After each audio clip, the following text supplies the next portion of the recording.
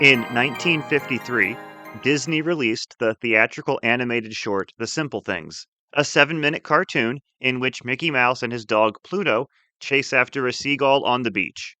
It's by no means a classic, and it wasn't particularly groundbreaking. It was, however, the last Mickey Mouse cartoon for 30 years. When the famous mouse came back to theaters, it would be in an adaptation of A Christmas Carol that would become a seasonal favorite for years to come. It's one of the most influential books ever written. Even if you've never read Charles Dickens' A Christmas Carol, you are familiar with it. My name is Colin Murr, and I've loved this story for as long as I can remember. I'm going to be looking at every film and TV adaptation of A Christmas Carol I can, because I love the story that much. Join me this season as I go from Mickey Mouse to the Muppets on Scrooge, A Christmas Carol podcast. Season 2, Episode 1, The Timelessness of Mickey's Christmas Carol. Since we're moving into the 80s on this new season, I wanted to start, not with the first adaptation of the decade, but with an iconic adaptation from the early 1980s. As I said in my very first episode, Mickey's Christmas Carol was my introduction to the story at just 4 years old. At that point, in 1996, it was an annual staple of television, with one of those Disney Parks intros where Michael Eisner would awkwardly interact with the costumed characters. Tonight you're going to see some outstanding performances by many of your favorite Disney characters. They co-star in the adaptation of a Charles Dickens classic. We call it Mickey's Christmas Carol. That man really wanted to be Walt Disney, didn't he? Of course, Mickey's Christmas Carol didn't debut on TV. It was a theatrical short released in 1983, paired with a re-release of The Rescuers. However, that also wasn't the origin of it, as the cartoon was based on the 1975 Disney album, an adaptation of Dickens' Christmas Carol featuring the Walt Disney Players. Don't you love a good snappy title? Alan Young, who played Scrooge McDuck in the short, had played him on the album, and he wrote the script for the album as well. Young belonged to a Dickens society, so he was chosen to write an adaptation in the Disney mold. This version was fairly close to what we ended up getting in the cartoon short we all know and love. Scrooge McDuck does not originate with any Disney Christmas Carol, but he is of course the perfect choice among the Disney Players. Like in the cartoon, the album has Mickey Mouse as Bob Cratchit, Minnie Mouse as Mrs. Cratchit, Donald Duck, obviously, as the nephew Fred, and Goofy as Jacob Marley. Tiny Tim is played by Mickey's nephew Morty, Mickey's other nephew Ferdy plays another Cratchit child, and Willie the Giant from Mickey and the Beanstalk plays the Ghost of Christmas Present. However, that's where the similarities to the cartoon's characters end. While in the cartoon, Jiminy Cricket plays the Ghost of Christmas Past, on the album it's Merlin from The Sword and the Stone. Having a wizard play the part makes sense, but it is a little distracting how close Alan Young's Merlin voice is to his Scrooge McDuck voice. Are you the spirit I've been expecting? Who are you? I pray thee, ask me not who I am, rather ask me what I am. The Ghost of Christmas Yet to Come is played by the evil queen from Snow White in her hag form. Unlike the silent ghost of the book, she does laugh her signature cackle. If you look at the illustration in the book that comes with the album, thankfully one YouTube video includes them, you can see that they don't mask her appearance like the cartoon would with its ghost. She's eerie enough as is. Wouldn't it have been interesting, though, if the Queen in her regular appearance had been Christmas past and the hag was Christmas future? Weirdly, the album version makes the choice of having the charity workers be played by Honest John and Gideon from Pinocchio. Sure, they're an existing duo in the Disney canon, but they're con men. That's kind of their whole thing. The Christmas Carol doesn't make any direct suggestion that they're anything besides honest charity collectors, but it still has a bad implication. They are replaced with much better characters in the Mickey's Christmas Carol cartoon. Additionally, the drawing of Fezziwig in the book is simply a man in a chair, not based on an existing character. He's also called Fuzzywig for some reason. I don't know. We do get to hear the voices of two gravediggers who aren't pictured, but there's no indication that they're meant to be any specific Disney characters. Overall, it does end up being quite similar to the Mickey's Christmas Carol we all know and love. Story-wise, it has all of the scenes that would end up in the cartoon, with only some very minor changes. The biggest difference is the songs. Mickey's Christmas Carol is a 25-minute cartoon, and the only song present is the memorable opening number, Oh What a Merry Christmas Day. Alternatively, the album is an all-out musical, despite lasting only 34 minutes. The lyrics were written by Tom and Francis Adair, with music by Buddy Baker, the man who, among other things, was the chief composer for the music at the Disney parks. Songs are fine. It's a little weird how happily Mickey Mouse as Bob Cratchit sings about Scrooge's greed in money, but it works. The only thing that counts with him is money, money. The only thing he's counting on is gold. Also, listen closely to What a Glorious Christmas Morning, and you might hear a little inspiration for Oh What a Merry Christmas Day. There's just one thing, though. This also wasn't the original Disney adaptation of A Christmas Carol. The original album, also titled An Adaptation of Dickens' Christmas Carol featuring the Walt Disney Players, came out 1 year earlier in 1974. However, Alan Young is not on this one and he didn't write it. Instead, Disney standby Bill Lee plays Scrooge McDuck here with no attempt at an accent. With that, he was gone. The prospect of seeing 3 more ghosts didn't do much for my sleep. Lee does some of the other voices as well, and according to the YouTuber who uploaded a clip from it, the album also features Pete Renaudé and Jimmy McDonald.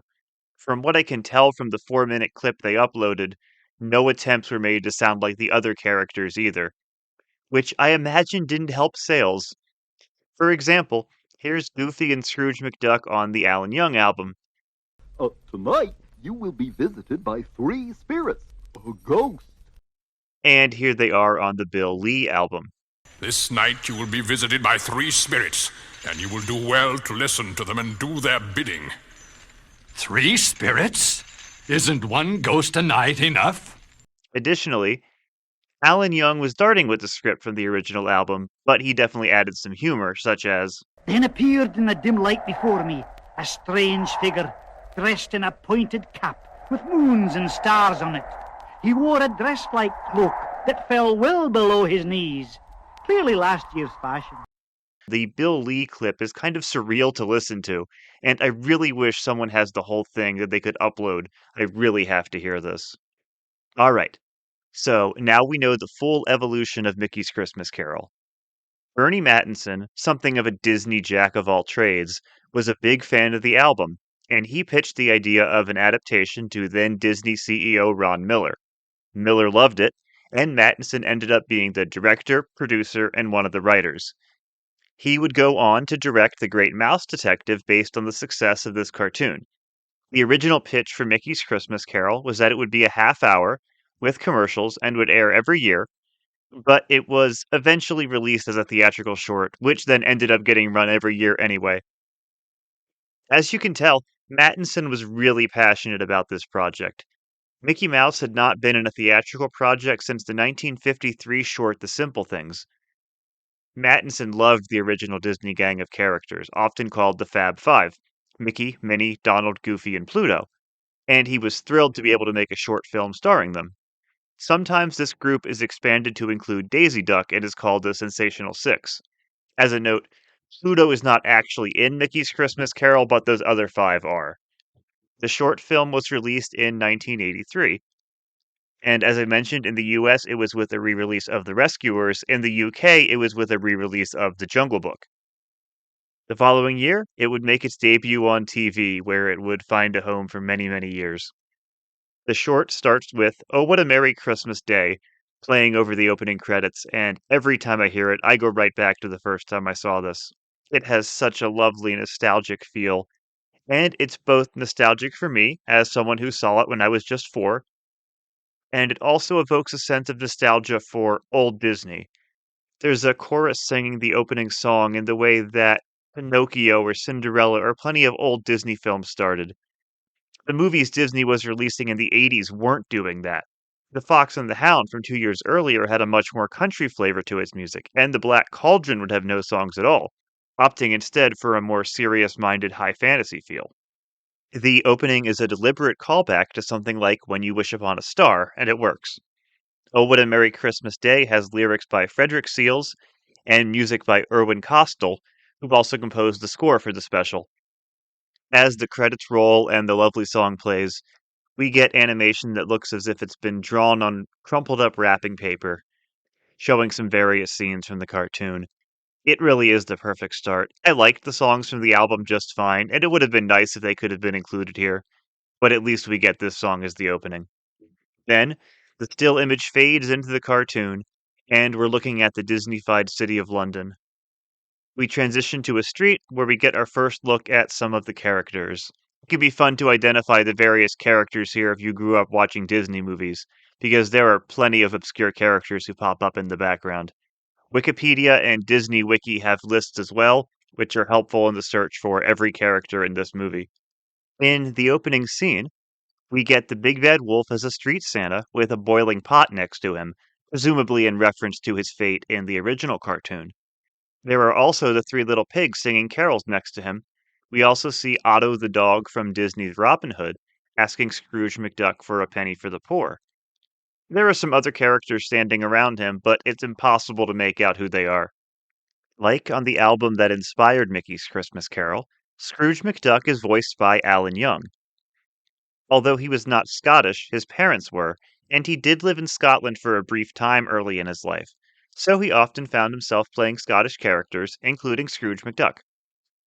Obviously, even though he's not the icon that Mickey, Donald, or Goofy is, there was no question that Scrooge McDuck would play Ebenezer Scrooge, and Young balances the comedy and the pathos quite well. Sure, this Scrooge makes more jokes than the average one, including saying that even though Marley left him just enough money for a tombstone, Scrooge had him buried at sea. In the book, Scrooge is so cheap that he never changed the sign outside his office that read Scrooge and Marley. Here, he merely crossed out Marley's name. These changes do make Scrooge seem a little crueler than his more apathetic characterization in the book, but it's in the name of comedy, and it never feels out of place with this cartoon's tone. Since he's a duck, his "bah" in "Bah Humbug" also sounds like something of a quack, which is quite amusing. Bah, humbug. Of course, the kindly, humble everyman Mickey Mouse is the perfect choice for Bob Cratchit. If there's a franchise where the lead is an everyman type, expect them to be playing Bob Cratchit in their adaptation of A Christmas Carol, not Scrooge. The Muppets had Kermit play Cratchit, the Jetsons had George play Cratchit, but in the Flintstones they had Fred play Scrooge because he was a bit more of an unpleasant character. I appreciate that Disney didn't force it by putting one of the major characters in the Scrooge role. I don't think that Mickey or Goofy or Donald really would have worked. And they instead put Mickey in a role that's much better for him, even if it meant less screen time. Of course, Scrooge's nephew was played by Donald Duck, playing a much kindlier, even keeled character than usual. Most of the original Disney voice actors were dead by the time Mickey's Christmas Carol came out. Clarence Nash, the original voice of Donald Duck, was still alive, and he gives his final theatrical performance as Donald. I don't care. I said Merry Christmas. Merry Christmas.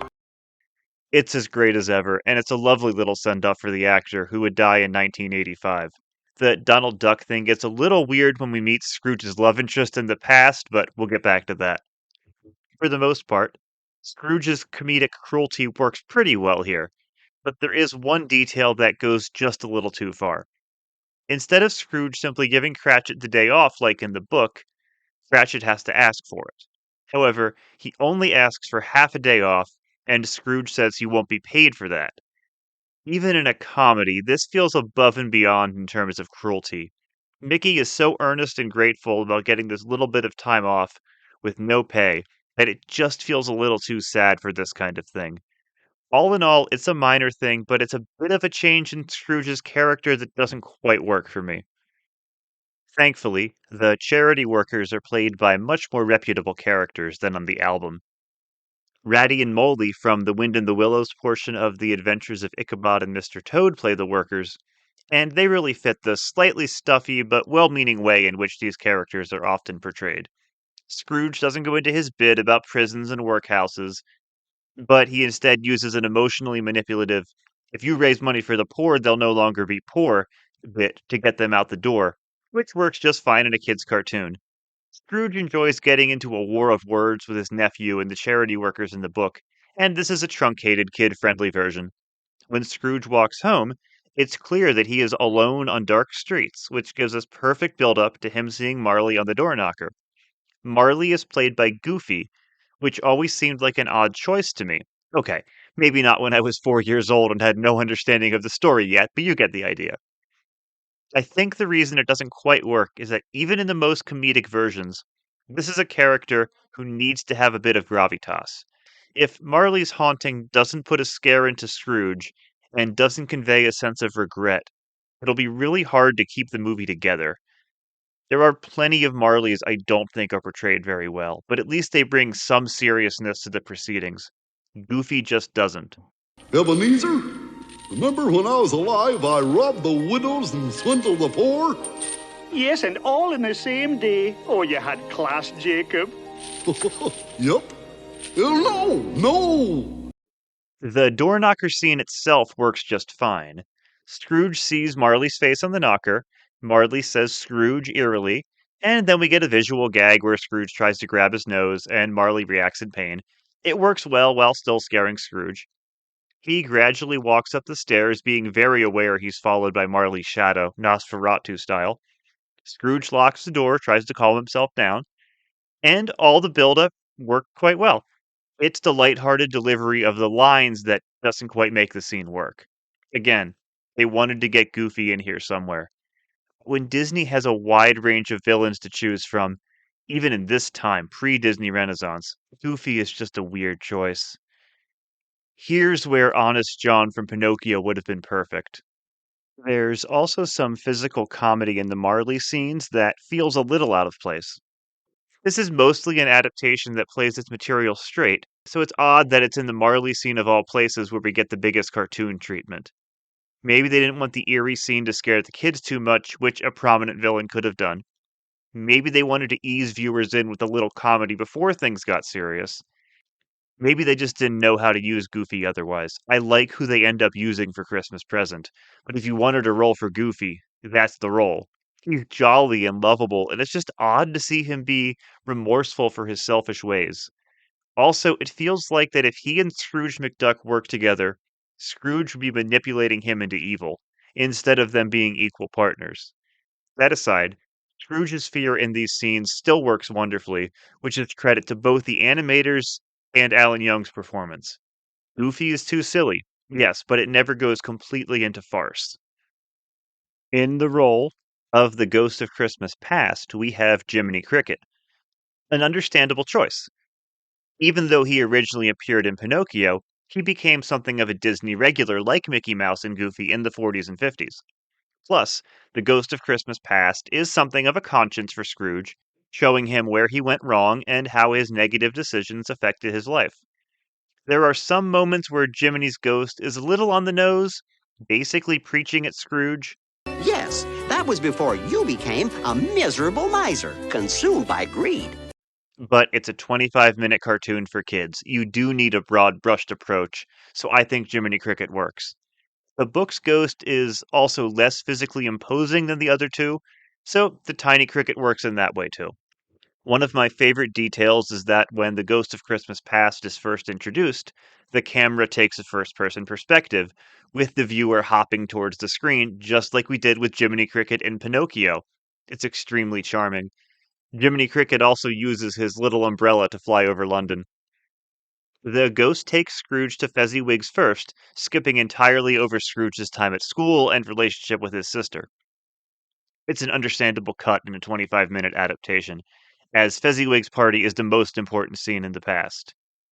If you've seen the 1970 musical with Albert Finney, you'll note that Mickey's Christmas Carol takes a lot from that film, particularly in the past scenes. In both, Scrooge is a shy young man uncomfortable with dancing at Fezziwig's party, but his fiancée breaks him out of his shell. Like in the 1970 film, she's even called Isabel here, and she's played by Daisy Duck, Donald's girlfriend. Don't think too hard about that one. The party scene is also filled to the brim with a ton of blink and you'll miss it cameos for Disney fans, which makes the world feel more lived in. Fezziwig, who is also the fiddler here, is played by Mr. Toad from The Wind in the Willows, although he doesn't have any lines. Wind in the Willows was quite a popular choice when choosing which characters would be in Mickey's Christmas Carol. It makes sense, even though it's not the most famous Disney story, it's utterly British. The fiddle tune feels like someone was trying to write a song that sounds like Sir Roger de Coverley because they didn't have the rights to it. Oh, look who's trying to skirt copyright law now, Disney. It works nonetheless. As for the other characters in this scene, there are a lot of them, but Disney Wiki has me covered. There are some truly obscure ones here too, which must have been fun for the animators. You get the obvious cameos from Huey, Dewey, and Louie decorating a tree, and we get a brief shot of Chip and Dale. Beyond that, we've got Lady Cluck the Hen, Sis the Rabbit, and Tag Along the Rabbit from Robin Hood, Angus McBadger from The Wind in the Willows, Uncle Waldo the Goose from the Aristocats, the Secretary Bird from Bedknobs and Broomsticks, Bongo and Lulu Bell the Bears from Fun and Fancy Free, and even Cocky Locky from the 1943 Disney short Chicken Little. Additionally, there are some classic characters from the Mickey Mouse universe here too, like Clarabelle Cow and Horace Horsecollar, Grandma Duck and Gus Goose, Clara Cluck, and even the incredibly obscure characters Percy and Patricia Pig. Disney Wiki and Wikipedia don't identify some of the other animals in this scene, so they were probably just created for this film, but if there are any I missed, feel free to leave a comment. In just a very short scene, the film communicates who Fezziwig was, how fun his parties were, who Isabel was, and how in love with her Scrooge was. Sure, some of this comes from Scrooge and the Ghost's dialogue, but for as short as this is, and considering kids are the target audience, it works really well. We then fast forward to 10 years later, where Scrooge sits behind a comedically large pile of money, and Isabel is still waiting on him to marry her. Instead, Scrooge forecloses on their honeymoon cottage because her payment was late. Like in the 1970 film, this breakup happens at Scrooge's counting house, where Scrooge is already well on his way to becoming the miser we know. The film goes through the ghosts very quickly, but it does focus on the important parts of Scrooge's past. We know he was idealistic and can become that man again. Even if we don't see his time at school or more of Fezziwig's, it's still quite effective.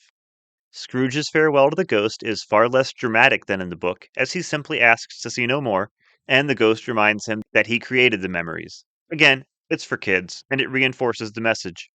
The Ghost of Christmas Present is played by Willie the Giant from Mickey and the Beanstalk, one of the shorts from the package film Fun and Fancy Free. It's a bit more of an obscure pull than a lot of the other main players here, but since Christmas Present is described in the book as a jolly giant, I get why they chose this character. He's as dim-witted here as he was there, but the lessons still come across. The ghost is surrounded by an array of marvelous food, like in the book, showing just how much can be enjoyed at Christmas. There is one exchange that strikes me as a bit odd, though. When the ghost encourages Scrooge to show more generosity, Scrooge says that no one has ever shown him any. Then the ghost says, "You've never given them reason to." the ghost does immediately amend this by saying there are people who show Scrooge kindness in their heart anyway, but it's a convoluted definition of generosity. For a cartoon that mostly boils down its message pretty well, I really wish they had rewritten this part a bit. The ghost and Scrooge head to the streets of London to visit Cratchit's. The part that sticks with me from the first time I watched this is when the giant picks up a street light and uses it as a flashlight. It's a really amusing gag that just adds a little something extra to the scene. The only location that they go to is the Cratchit home, where Minnie Mouse plays Mrs. Cratchit, and Mickey's nephew Morty once again plays Tiny Tim, with Ferdy and Minnie's nephew Melody playing their other children. Even though we don't spend a lot of time with them, there is the added layer of using an existing character for Tiny Tim. Kids are going to be extra sad if they learn that Mickey Mouse's nephew, or son in this context, is sick and is going to die. As I've said, this is a 25-minute adaptation whose target audience is kids who've never seen it before. It's not just for kids, and it doesn't tone down the death in the story or anything. But it knows it needs to communicate the themes and story quickly and clearly. Because of this, the characters' traits from the book are broad and overplayed, and they're also overplayed for the sake of comedy. On one side of this, Scrooge is meaner than usual. Kids won't understand Scrooge's general apathy for the world and the misery that comes from love of profit, so he's made more traditionally greedy. On the other side, The Cratchits have to be comedically poor to get the point across, especially since we don't see other examples of poverty in this cartoon. The Cratchits have an incredibly small bird for Christmas dinner, and there's not even enough for Bob to have any. Instead, he immediately cuts a pea in half. At one point, Scrooge thinks he sees something cooking by the fire, but then he realizes it's just his laundry that he pays Cratchit very, very little money to do. I'm making it clear that this film does everything it needs to in a short time to get its point across, and yet there's something about the extremes that doesn't quite work for me. Maybe it's because they're making the Cratchits' poverty a punchline. Maybe it's that Scrooge's cruelty is just a bit much. But there's something about the broad strokes that sit badly with me. I want to make a clear differential here. I like the portrayal of Scrooge by Alan Young. His performance is moving and relatively subtle, all things considered. I just think the characterization is a little too cruel when compared with how poor the Cratchits are here. Not helping the matter is that Tiny Tim just becomes too saintly. In the book, it's Bob who raises the toast to Scrooge, and everyone else is disgusted by it, even Tiny Tim. Here, Tiny Tim says we should thank Mr. Scrooge, and he also offers his father his bird leg to eat. I'm sorry, I know that sounds awkward. We're never told what kind of bird it actually is. I think a lot of my issues with characterization could have been helped if they had Tiny Tim disgusted by Bob raising the toast.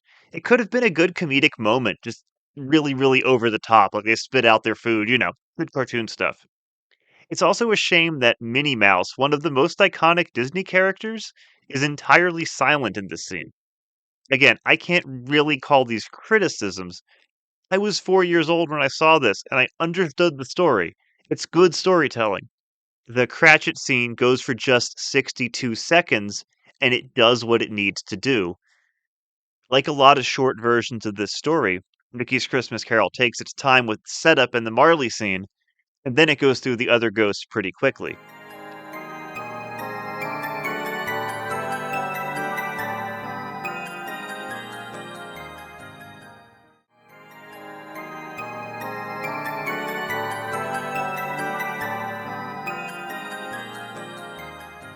After Scrooge is told that Tiny Tim will not make it, the ghost disappears and smoke envelops Scrooge. He finds himself in a graveyard where he meets the ghost of Christmas yet to come. Like in the book, he's silent and hooded, but Disney fans will identify who he is by the cigar he holds. Having the entirety of Christmas yet to come happen in the cemetery really is some great economical storytelling. Scrooge asks this ghost what will happen to Tiny Tim, and the ghost points to Mickey, Minnie, and family silently grieving at his grave. We then see two grave diggers, played by the Weasels from The Wind and the Willows, digging a grave for a man whom no one paid respects to. I've never seen a funeral like this one. Aye, no mourners, no friends to bid him farewell. This is a version of the scene from the book where men at the exchange talk sarcastically about Scrooge's death, and it happens in just a matter of seconds. They walk away before filling the grave with dirt, and Scrooge asks whose it was. Then, in a moment that likely scared a lot of kids, the ghost uses his lighter to reveal Scrooge's name on the grave, then reveals himself to be Pete, Mickey Mouse's mortal enemy, by removing his hood and saying, Why, yours, Ebenezer, the richest man in the cemetery. He kicks Scrooge down into the grave, and Scrooge hangs on a branch for dear life as what appear to be the fires of hell are burning below him. As I've talked about in previous versions, threatening Scrooge with hellfire isn't really an effective way to do it, but I mind it less here than in other versions. Most of all, that's because this is a 25-minute cartoon. We know we're watching a slightly comedic take on the story, and the cruel character of Pete going above and beyond works. There were other Disney cartoons overtly set in hell before this too, so it wouldn't be the first time. Most importantly, unlike the 1970 musical, Scrooge's redemption is still believable without the hellfire. The ghost doesn't do the gradual realization of the book's future. Instead, as soon as Scrooge meets the ghost and identifies who he is, he asks what will happen to Tiny Tim. He wants to know what will happen and if he can change it. We don't get a long pleading scene from Scrooge as he begs for redemption or anything like that, and his cries of all change are out of fear, but it is clear that his redemption is already at work, with or without his future death. The Christmas morning scenes are lovely, and Alan Young plays the transformation wonderfully. Even though the film paints in broad strokes, his emotions are real and beautiful. He's a little bit Alistair Sim in the way he doesn't really care how ridiculous he looks. But he doesn't go quite that over the top despite this being the cartoon. He trolls the charity workers a bit before wowing them with a huge amount of money. Good morning, gentlemen. I've something for you. 20 gold sovereigns. Oh, no. Not enough? Well, all right. We also see Toby Turtle and Skippy Rabbit from Robin Hood running in this scene, adding to the long list of Robin Hood characters who pop up in this. In the next street scene, we see Mother Rabbit and Grandma Owl from the same film. Scrooge makes up to his nephew on the street as well, where we see Donald driving a carriage, and the horse is Cyril Proudbottom, the horse from The Wind in the Willows. It's a short scene, but it's a really sweet one, as Donald's take on Fred is surprised, but he immediately accepts Scrooge's redemption in good faith. Uncle Scrooge! I'm looking forward to that wonderful meal of yours. But I'm a doggone. You mean you're coming? It's a lovely final performance from Clarence Nash. Scrooge goes to the toy store to buy toys for the Cratchit children, and in an extremely niche pool, we even see one of the three little pigs chasing two of the three little wolves from the sequel short of the same name. He stops by the Cratchits on Christmas Day, which makes sense here since Bob Cratchit was planning to come in later that day. It also shows its connection to the 1970 film, where Scrooge buys toys for the Cratchit children and stops by their house. Thankfully, Scrooge also brings them a proper turkey for Christmas dinner, and in addition to giving Cratchit a raise, he makes him a partner in the firm. This is the second adaptation where something like this has happened, as Cyrus Flint gave Dennis Pritchard his old job in Skinflint. It's so much better than the 1938 Christmas Carol, where Scrooge bypassed Cratchit entirely and made Fred his partner. It's interesting that while Tiny Tim says God blesses everyone at the end of this, he had not said it earlier. It's a shout out to the famous line, but it's not within the same context as the original novel in most adaptations, which show that he is grateful no matter how well off his family is. Still, it ends with a lovely image of Scrooge and the Cratchit celebrating together as a reprise of Oh What a Merry Christmas Day plays. It's tough to put the story of A Christmas Carol into just a 25-minute short. Mickey's Christmas Carol does it quite well. Unlike the Richard Williams cartoon, this one knows it will be the first version of many a child, so it takes a lot more time with character introductions and on-the-nose dialogue. Disney balances the humor and the drama of the story quite well, and it will definitely make kids want to see more versions of A Christmas Carol as they grow up. Take it from me. It's a wonderful place to start, and it's a wonderful short to revisit, too. Alan Young brings such a warmth to his performance as Scrooge McDuck, and all of the supporting cast recreate the classic characters' voices wonderfully. For the most part, Mickey's Christmas Carol was well received, and it got an Oscar nomination for Best Original Short Film, ultimately losing to the 4-minute short Sunday in New York, that's Sunday with an E like ice cream, a claymation film that mostly involves a caricature of Mayor Ed Koch singing a version of New York, New York. I suppose they're hard to compare. There were, however, two people who somewhat infamously didn't like Mickey's Christmas Carol, Gene Siskel and Roger Ebert. On their show, they both gave it thumbs down, with some admittedly confusing reasoning. Siskel was upset there wasn't more Mickey in the cartoon, and Ebert didn't like that it was a sincere adaptation of the story, instead wanting a parody.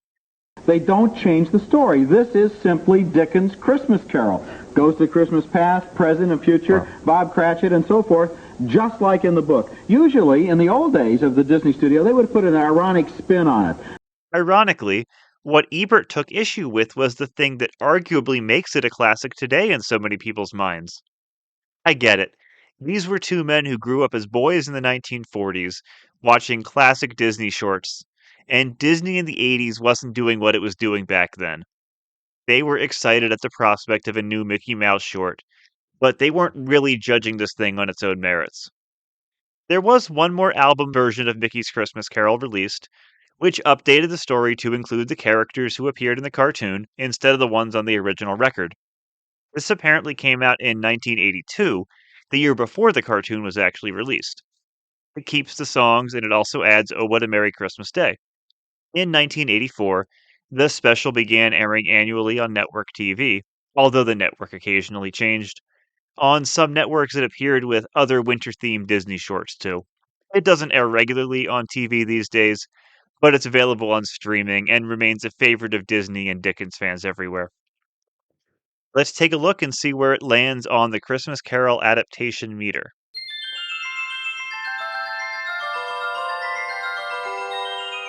Mickey's Christmas Carol scores a 30.5 on the adaptation meter. When compared to the other half-hour adaptations, it ranks higher than 1949's The Christmas Carol, slightly lower than 1959's Tales of Dickens with Basil Rathbone, and considerably lower than the 1971 Richard Williams short. Mostly, it loses points in the past, present, and future sequences because it goes through them so quickly. It takes its time in setting up the story, and it conveys its message fairly well. The animation is gorgeous and it has a wonderful Christmas feel. It might be hard to separate this from the nostalgia I have for it, but I think it's a strong retelling of the story, considering its runtime and target audience. It continues in the Mr. Magoo tradition of comedic characters putting on a Christmas carol and presenting a fairly sincere take on it. It's all the better for it. Next week, I'm going to be talking about another animated adaptation. This one is far less known. It is from Australia in 1982, and it once again stars Ron Hadrick as Scrooge. We've seen him before. Now it's 13 years later. So we'll talk about that next week. Stay tuned for some more personal thoughts on Mickey's Christmas Carol, and thank you for listening to Scrooge, a Christmas Carol podcast.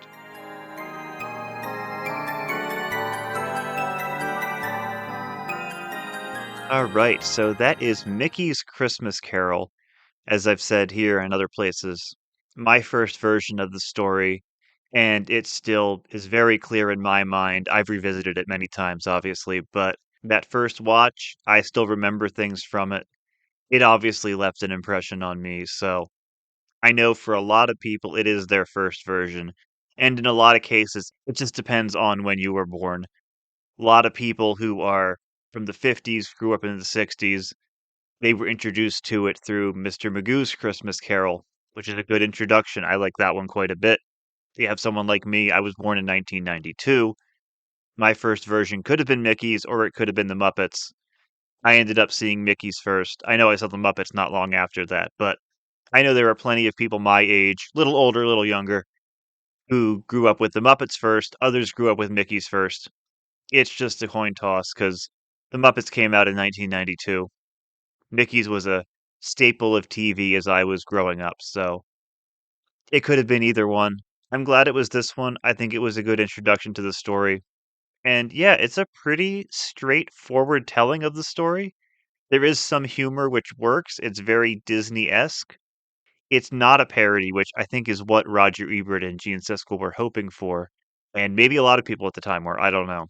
But it's very, very sincere, and when you watch the making of documentary, you can see that Bernie Mattinson in particular really wanted to make this. It was a passion project for him, and he wanted to do a sincere he describes it as the Disney characters putting on a show. He really wanted to do a sincere version of this, and obviously it succeeded. Uh, from what I've read about Bernie Mattinson, seems like he was just kind of a jack of all trades guy that everybody liked. Seemed very passionate about getting stuff done, but wasn't trying to become famous himself. He just liked doing animation and really liked working with these Disney characters. So he really enjoyed being able to make this. I mean, obviously, the documentary is made by Disney about itself. It's not going to talk more negatively about anybody. But it seems like everyone had nice things to say about him and about this. So I'm glad it all worked out. You can tell how passionate about it he was and the other people were as you watch this because it's a labor of love. It looks like an old classic Disney short, and it feels absolutely timeless because it doesn't have those hallmarks of Disney in the 80s. It's not lost at sea. It's not trying things to appeal to kids. It's not having that weird balance between you've got these old animators who want to do things the old-fashioned way that doesn't quite work, and new people who we're not going to listen to, like Tim Burton, who was working at the studio in the 80s. You wouldn't know any of that from watching this. When you're older and you watch some of the 80s Disney movies, you can see that kind of tension. That's not here at all. This is a good classic Disney Christmas Carol. And yeah, it really works. The album from the 70s, the 75 one, is available in full online. You can listen to it. Songs are okay. You get Alan Young as Scrooge. It's very similar to what we get in the finished version here. But I really want to hear that 1974 one because no one's doing voices. It's so weird. Why would you not do voices? Like, if kids are listening to that, I get you see the characters in the read-along book or whatever. But why are they not doing something of the voices? You have Disney voice talent, presumably. Maybe it was rushed. Maybe they just said, hey, read this and move on to your next thing. They don't have time to prepare. I don't know. It's really strange, the 4-minute clip we get of it. I really had to dig deep to find out what the truth was about that because the 1974 and 1975 records have the exact same name. So I was wondering if maybe the 74 thing was something of a misunderstanding, but no, there is that clip that Bill Lee doing Scrooge McDuck without an accent. It exists. The guy who uploaded it apparently has the full version. If you have the full version, please, please, please upload it. I need to hear it. I didn't excerpt Oh, What a Merry Christmas Day in this episode. I wish I could. It's a great song. Go look it up if you don't know it. Because I really like that song, but I'm not risking Disney's wrath by playing even a second of a Disney song in this. The stuff from the original 70s album, whatever. But the 83 cartoon, not worth risking it. But watch the special, listen to the song. It's a great song. I just wanted to mention all the characters who were in this because I thought it was interesting how many obscure characters they pull. I read the list on Disney Wiki. People who know so much more about old animation than I do pulled that list together. Very, very impressive. I talked about Pete, Mickey Mouse's nemesis, who plays Christmas Yet to Come here. He's got a whole bunch of names. They're all Pete, but sometimes he's called Peg Leg Pete. I've heard him called Black Pete, like he's a pirate. He gets a lot of different names. Usually it's just Pete, but Mickey Mouse's nemesis. And if you don't know, he's actually a cat, because that's why he's Mickey Mouse's nemesis, because mouse cat. But he doesn't really look like a cat in his current form. In the earlier forms of him, in the old cartoons, you can kind of tell he's a cat. As anthropomorphic, it's hard to tell he's a cat. But he's Christmas Yet to Come here, and it works. I know the YouTuber Colin Looks Back, who has a Christmas Carol series too, talked about how when he was little, he saw this version first. And he mentions that because of this, he thought every Christmas Yet to Come ghost would be someone in a hood who then reveals the hood and they look terrifying. Which, if I had gone through that thought process as a child, that would have probably terrified me too. But I don't think that ever occurred to me. I don't think this really scared me that much when I was little, which is interesting because it's objectively pretty scary with the fires of hell and whatnot. But yeah, I just remember enjoying it. But again, then I got scared by weird things that most people didn't. So, each their own. But I remember liking this a lot, and I think I watched it pretty much every year growing up, had it recorded, and it was on TV a lot. So, yeah, I mean, it's a classic for a reason. It's stuck around. Alan Young is just such a heartfelt performer. If you've seen the 1960, I believe, version of The Time Machine, the H.G. Wells story, the movie's directed by George Pal. It's not a great movie. It's a good one. It's fun. But Alan Young plays the main character's best friend, and then that character's son as well in the future. But he just brings so much warmth and genuineness to that character that it just makes the whole movie. And it's a supporting character who's not in a good bit of the movie, but he's just so sweet. And he brings that here too with Scrooge at the end, and it's just lovely. He's a really, really great actor. For me, he's best known for The Time Machine and for this. He's wonderful. I like this a lot still to this day. It's so charming. And again, it's just 25 minutes, I have criticisms of it. I don't think it's perfect. I don't think it's even the best 25-minute cartoon version, but that just speaks to how great the Richard Williams one is. For what this sets out to be, it succeeds. That's great. That's the best review you can give a movie is it's what it sets out to be. That's good.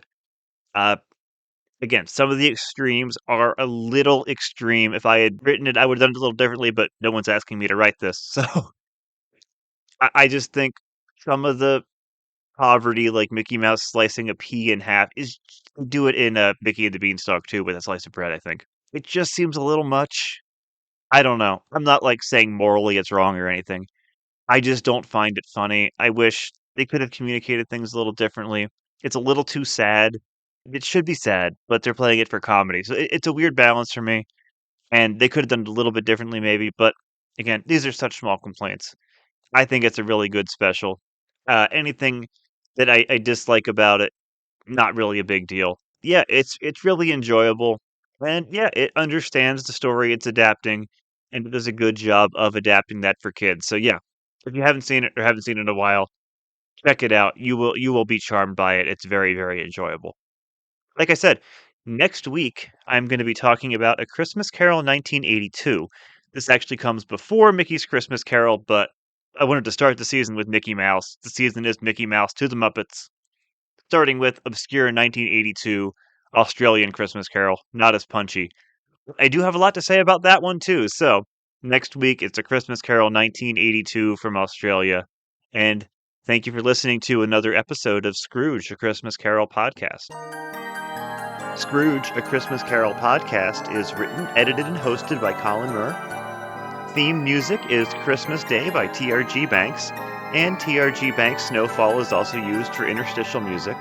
Clips in this episode are from Mickey's Christmas Carol, the 1987 TV intro to Mickey's Christmas Carol, both album versions of an adaptation of Dickens' Christmas Carol featuring the Walt Disney Players, and an episode of Siskel and Ebert at the Movies.